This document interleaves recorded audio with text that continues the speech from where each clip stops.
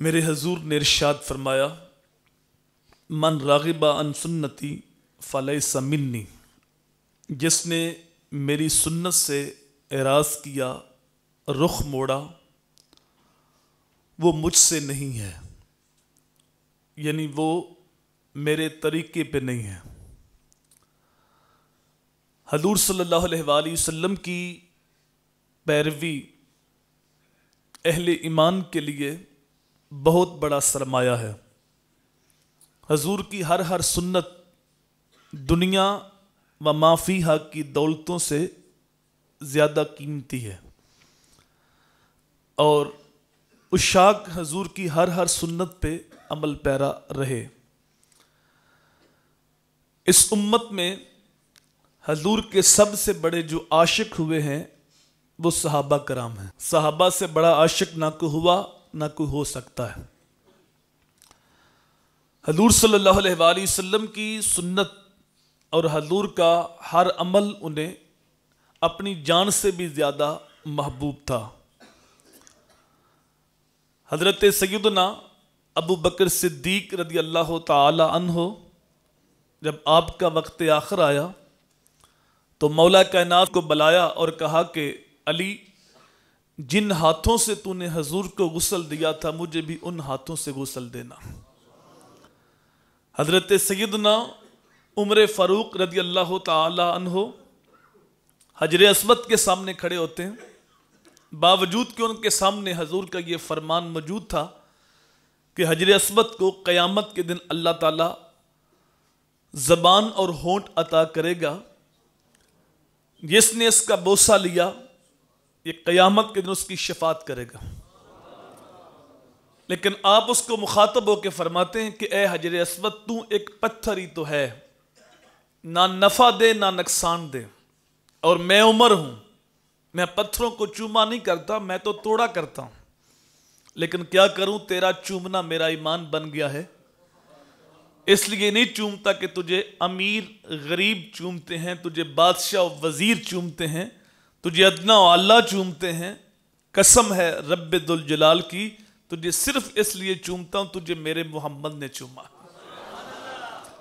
फर्ज मोहब्बत अदा कर रहा हूं, किसी की अदा को अदा कर रहा हूं।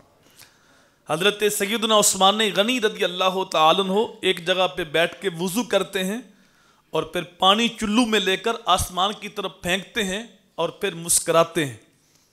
तो जब आपसे सवाल हुआ कि आपने वुजू तो किया लेकिन पानी आसमान की तरफ फेंक के मुस्कुराए क्यों, कहा मैंने एक बार हजूर को ऐसे करते हुए देखा था। तो मैं तो हजूर सल्लल्लाहु अलैहि वसल्लम की पैरवी के अंदर ऐसा किया। हजरत मौला कायनात एक दरख्त के नीचे से गुजरने लगे तो दरख्त काफी ऊंचा था लेकिन आप झुक के गुजरे। तो जो अहबाब साथ ने कहा, हजरत दरख्त तो काफी ऊंचा है तो आप झुके किस लिए? कहा मुझे दरख्त से कोई सरोकार नहीं है, एक बार मैं हजूर के साथ यहां से गुजरा था, उस वक्त ये दरख्त छोटा था और हजूर इसके नीचे से गुजरे तो झुक के गुजरे थे। मैं तो ऐसे ही गुजरूंगा जिस तरह मुस्तफ़ा करीम गुजरे थे। और सहाबा की मोहब्बत का ये आलम था, इंसान अपनी तबा किसी के मुताबिक नहीं करता। एक माँ बाप के 4 बेटे हैं तो तबीयतें मुख्तलिफ हैं, एक चीज एक पसंद करता है और दूसरा खाने में उसको नापसंद करता है।